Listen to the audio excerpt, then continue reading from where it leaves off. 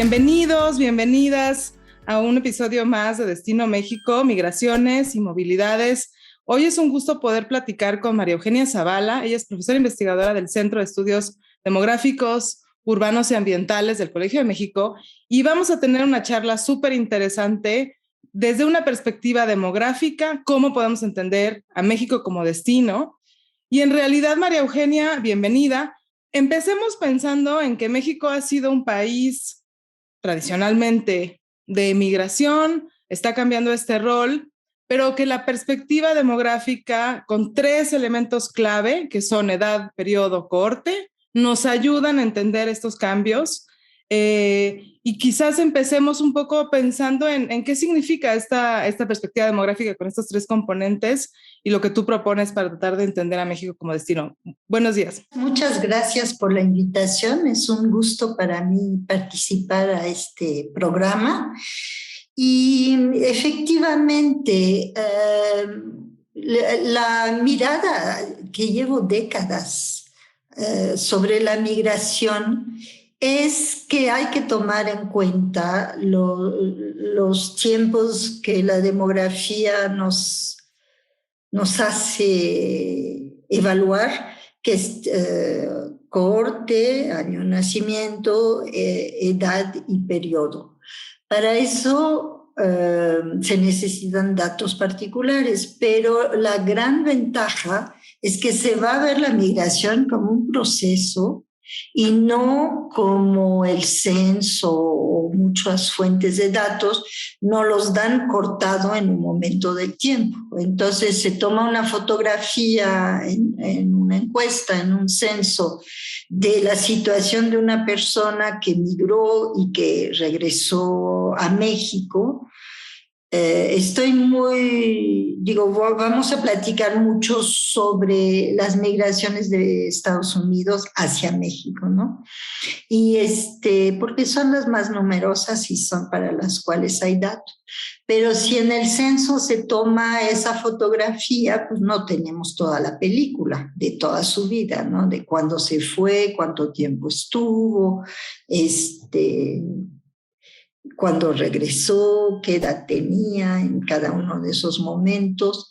Entonces, sí, efectivamente, es una visión demográfica de la migración. María Eugenia, hablemos un poco de este proceso, porque creo que, claro, nosotros hemos visto la migración México-Estados Unidos muchas veces, como tú nos dices, desde una mirada transversal, ¿no? Y estos procesos migratorios ocurren en diferentes niveles. Por un lado, en la vida de las personas, entonces no es lo mismo, digamos, una migración temprana, quizás con los padres, una migración cuando ya se es joven, adulto. Entonces, hay obviamente este proceso migratorio pues se interrelaciona con otros procesos que van ocurriendo en la vida de las personas, de formación familiar, trayectorias laborales. Entonces, estos procesos pues tienen esta historia, ¿no? Desde la perspectiva individual. Pero luego también cuando pensamos en cómo se ubican estos procesos, digamos, en la historia, y hablamos del periodo, hablamos también de lo que está ocurriendo en el momento en el que ocurre la migración, y pensamos momentos clave en la historia de la migración México-Estados Unidos, un programa bracero, digamos, lo que ocurría en los 50, 60, pero eso va a ser muy distinto a lo que ocurre después en el 2008 con la crisis económica. Entonces, hay momentos clave también en estos procesos, digamos, más a nivel histórico, en el que el país se encuentra en diferentes momentos migratorios, ¿no? Y también, bueno, como digamos, desde la perspectiva de la corte, pues obviamente va, digamos, los que nacimos en un momento, no sé, los 80 marcados por la crisis económica, vamos a tener diferencias. Pero me atrevería a decir, y con esto, digamos, quiero provocar un poco la idea de los cambios, que muchas veces, pues, en los mitos que están asociados a la migración, se piensa por un lado que las migraciones todas son iguales, ¿no? Digamos, es muy importante la historia, pero luego como que pensamos que se nos olvidan estos cambios. Pensamos que los que migran son hombres muchas veces. Se nos ha metido en la idea que los que migran por cuestiones económicas, ¿no? Hay ciertos mitos. Pero, ¿qué es lo que ganamos al pensar en estos procesos? Justamente en la interrelación entre los procesos migratorios individuales con las trayectorias de vida. Pero, ¿qué es lo que nos ayuda, digamos, a entender en estos mitos? Claro, lo que dices es muy importante porque el tiempo es el tiempo individual, personal, el tiempo de las relaciones familiares y vecinas o con laborales, escolares, etcétera, pero también es la historia. Entonces, que eso es la perspectiva de generaciones y cohortes, ¿no? Entonces, lo que se puede hacer con el análisis de los datos, luego explico cómo se recolectan esos datos biográficos, lo que se puede hacer es distintas grupos, cohortes, según el momento de la migración. No solo cómo el individuo está colocado en su vida, en su trayectoria migratoria, pero también qué tiempo le tocó. Entonces, hay las políticas migratorias, las leyes migratorias, las reglas del asilo, de la nacionalidad, etcétera, tienen un impacto enorme. Entonces, no solo es la persona a nivel micro, individual, con todo su entorno social, pero también el tiempo histórico que atraviesa. Y eso es la gran suerte, virtud de esos datos, que tenemos las dos dimensiones y a la cual podemos añadir el espacio recorrido, los territorios. Háblame de esos datos, María Eugenia, porque creo que es interesante ubicarnos, ¿no? Los que estudiamos migraciones, movilidades, muchas veces pues no nos cuestionamos tampoco de dónde vienen los datos y qué es lo que implica las limitaciones de estos datos. Puedo tal vez hablar de esa perspectiva biográfica que viene de la demografía desde hace mucho, y se trata de recolectar la trayectoria de vida de las personas desde el momento que nacieron hasta el momento de la encuesta donde se les va a interrogar. No se hace después de la encuesta, pues no sabemos qué va a pasar. Pero entonces se va a ver al nivel del individuo su año de nacimiento, su sexo, por supuesto, su lugar de nacimiento y luego todos los lugares recorridos a lo largo de su vida. Pero no solamente eso, se va a preguntar por todas las etapas de su escolaridad, todas las etapas de su vida laboral, inserción laboral o no, todas las etapas de transición a la vida adulta, que puede ser dejar la escuela, entrar al mercado de trabajo, dejar de residir con los papás, forjar, una primera unión, tener un primer hijo, eso lo vemos como etapas a la vida adulta, ¿no? Y entonces se inserta la trayectoria migratoria año por año, edad por edad y con las diferentes características laborales, escolares, maritales, etcétera, de los individuos. Entonces se hacen cohortes con las trayectorias migratorias y se puede ver, por ejemplo, existe en México lo que se llama la encuesta demográfica retrospectiva, que ya tiene 3 turnos, 1998, 2011, 2017, y uno de los resultados muy interesantes es que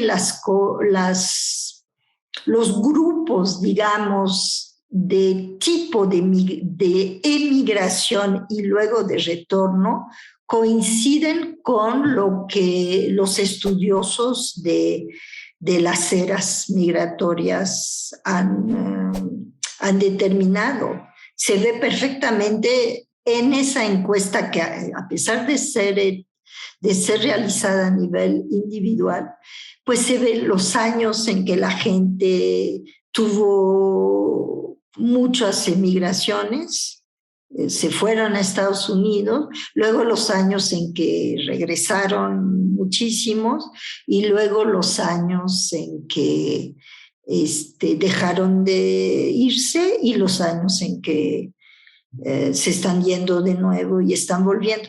La limitación de esa encuesta es que la persona tiene que estar en México en el momento de la encuesta para poderle preguntar todas sus trayectorias. Entonces, no tenemos, pues los que no tienen como destino México, ¿verdad? Los que siguen en Estados Unidos.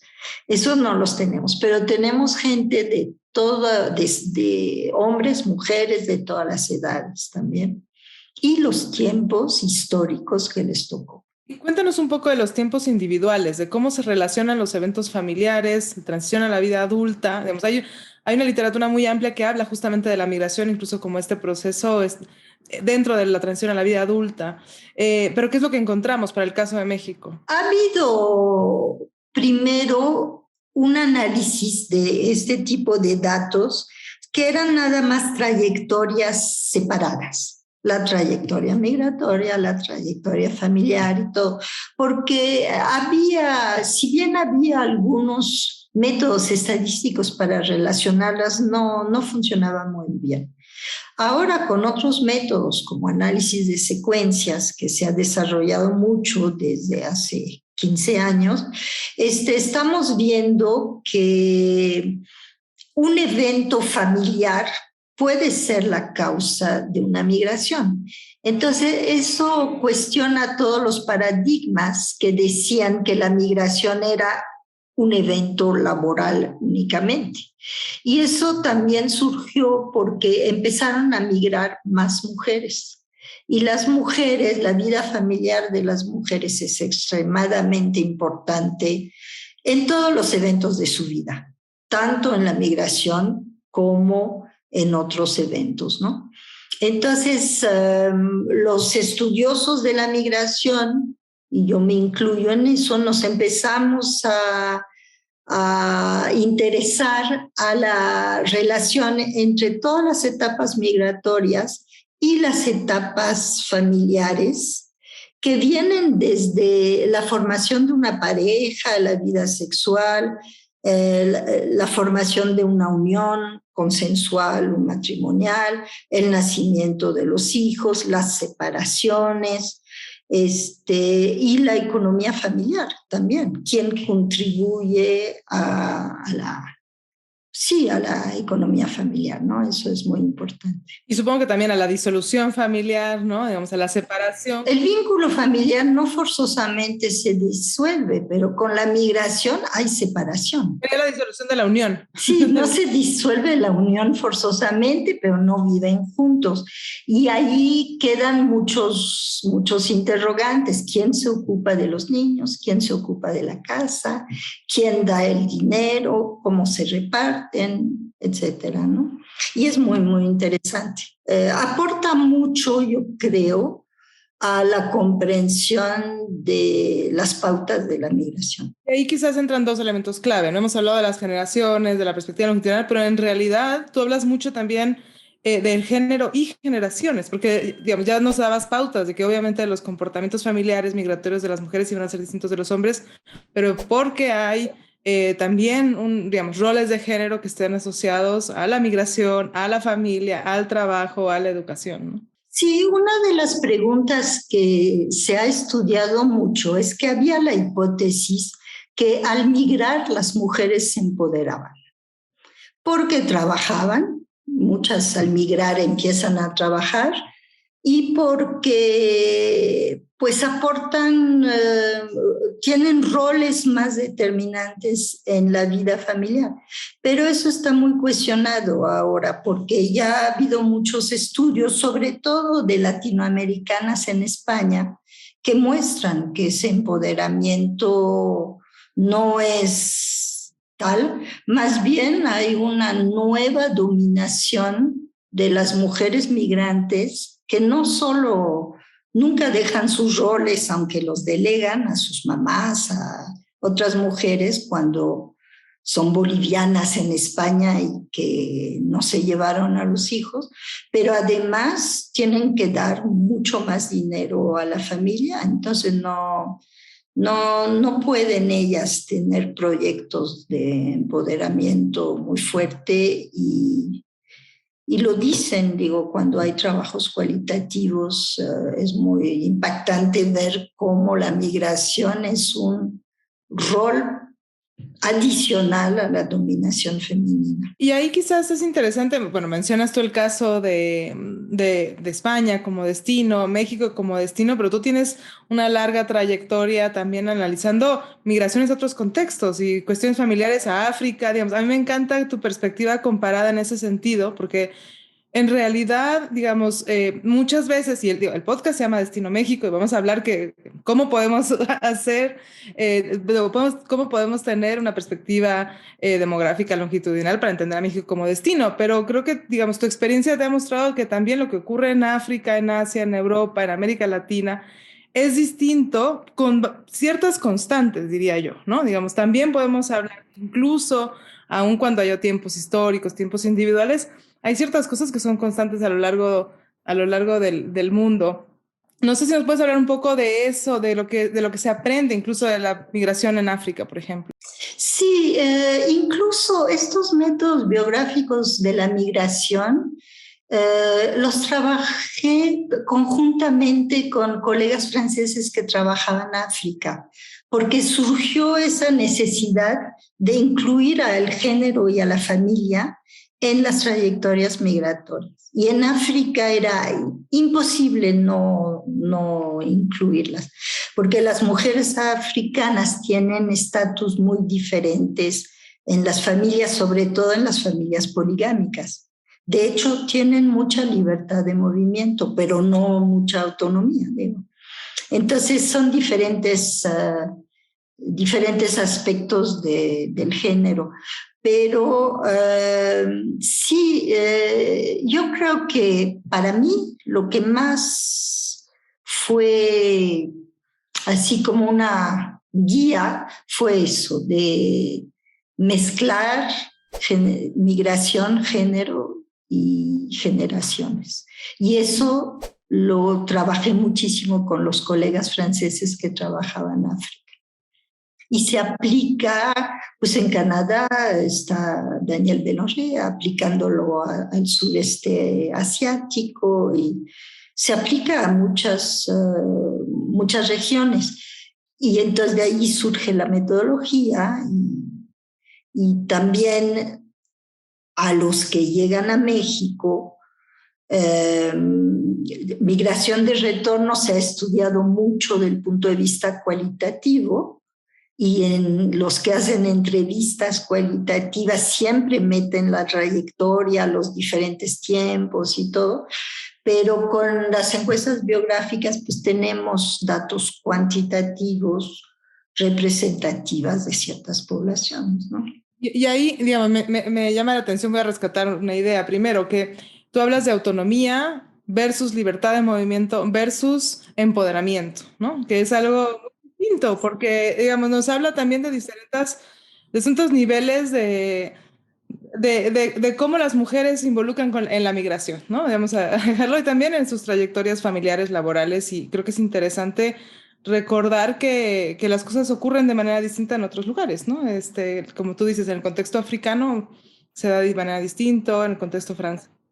Y esto me lleva al siguiente punto, María Eugenia, porque sabemos, digamos, hay como cierta idea errónea en algunos estudios de que cuando hablamos de género e inmigración, de que digamos, se nos olvida que las mujeres siempre han migrado, ¿no? Pero lo que pasa es que son distintas las migraciones de las mujeres que los hombres en general, ¿no? Y esto en parte porque, como decía yo, hay un mito en el que se piensa que la migración es económica, con esta idea, digamos, del hombre como proveedor y que entonces, ¿cómo va a hacer que las mujeres puedan migrar para proveer, ¿no? Un poco de manera irónica. Pero tampoco podemos pensar que las migraciones solamente se pueden clasificar como familiares y laborales. Hay otro tipo de migraciones y hay otros motivos por los cuales la gente migra. Y cuando uno ve las trayectorias migratorias se da cuenta de que no solamente están relacionados los eventos, sino que también hay hay otras causas. Y en ese sentido, me gustaría un poco movernos a la migración por violencia y el desplazamiento interno, que es algo que también se puede analizar con estos datos, muchas veces no solamente de manera internacional, ¿no? Pero también de manera interna. Y ahí creo que los datos biográficos nos pueden dar cuenta de distintos movimientos migratorios a lo largo de la vida, ¿no? En el que muchas veces quizás alguien migra primero por trabajo, llega a un lugar violento y se va, o al revés, ¿no? Sale en un contexto violento, pero después las causas familiares pueden también verse atravesadas.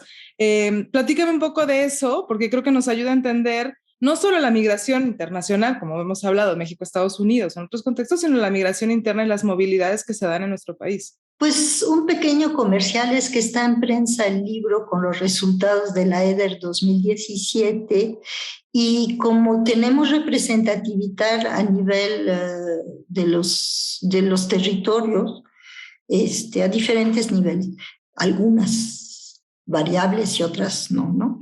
Pero sí el INEGI cuidó mucho eso de la representatividad espacial.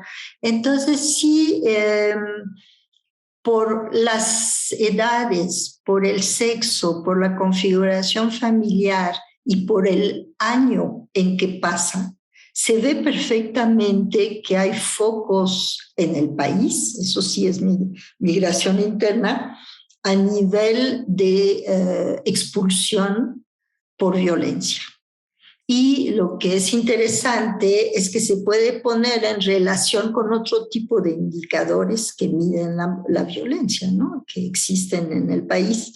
Entonces se ve cuáles son las regiones que expulsan migrantes desplazados por violencia, en qué años es, no en todo el periodo estudiado por la escuela, no, mucho más cerca de nosotros, bueno, de 2017, y tienen características muy diferentes esas migraciones y se ve cómo se desplazan, porque la ventaja de estos datos es que no se ve nada más que se fueron, que no están en el lugar donde nacieron, como dicen los censos, pero sabemos que se fueron a un lugar, luego a otro, luego a otro. Entonces, uno de los resultados que puedo adelantar más cerca de la frontera norte, más desplazamiento por violencia internacional, porque tienen esa posibilidad. Y si están en otras áreas del país, es puramente interno. No tienen las redes, las posibilidades, el conocimiento y todo de irse al extranjero. Entonces allí hay una separación muy neta en dónde está localizada la violencia y si va a ser migración internacional o nacional. Luego sería interesante ver cuándo regresen, pero como todavía no tenemos datos de esos desplazamientos a su regreso a México. Interesante, porque además, claro, obviamente, digamos, si alguien sale de un contexto, por ejemplo, como el michoacano, ¿no? Donde tenemos una larga trayectoria migratoria hacia Estados Unidos, donde las redes ya existen para llegar a Estados Unidos, podemos pensar que se da, y eso digamos, se ha documentado, ¿no? Un desplazamiento interno primero antes de que se activen esas redes internacionales, y eso es muy interesante porque justo volviendo a la idea del proceso y de la trayectoria migratoria no se tiene con datos transversales, ¿no? Sino que necesitamos ver toda la trayectoria de movilidad antes de que ya puedan llegar a la frontera y quizás cruzar y estar en Estados Unidos. Así que es súper interesante. Tenemos año por año en la EDA, la encuesta demográfica retrospectiva, año por año cada desplazamiento. Sabemos dónde están un año, al año siguiente y al año después, ¿no? Entonces los tenemos por edad al salir, qué edad tenían cuando fue la primera migración, luego todas las etapas, luego edad al regreso, si es que salieron de México, y los años desde su regreso año por año. Entonces es una riqueza. Yo invito mucho a los interesados de la migración a analizar más los datos de de la EDER. Hay una tesis de Alondra Ambrís que se acaba de defender sobre el mercado laboral de los que regresaron y su inserción. Ella es muy cuidadosa, toma los momentos de la salida, la edad a la salida, la edad al regreso, los 5 últimos años, etc. Entonces hace bastante análisis tomando el cuento, pero hay una riqueza tal que se pueden hacer las interrelaciones con los otros tipos de eventos escolares, familiares, de otro tipo. Y ahí me encanta que hablemos de retorno en estos últimos minutos, porque creo que, claro, si México es país de destino, sabemos que digamos, uno de los grupos más grandes en volumen son justamente los migrantes que regresan, los hijos nacidos en Estados Unidos, ¿no? Que llegan acompañando a muchos de sus familiares, y en realidad esta mirada, ¿no?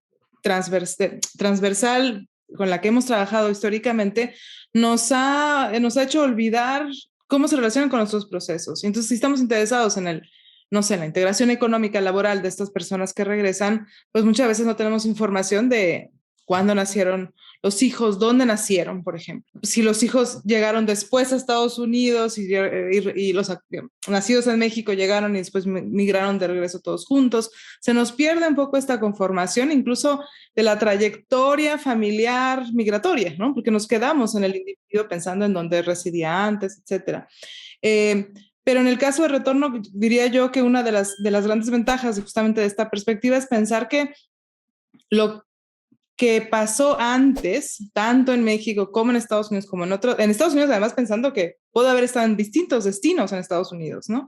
Y en México antes podría también haber estado en distintos destinos si es que migró primero internamente y luego se fue.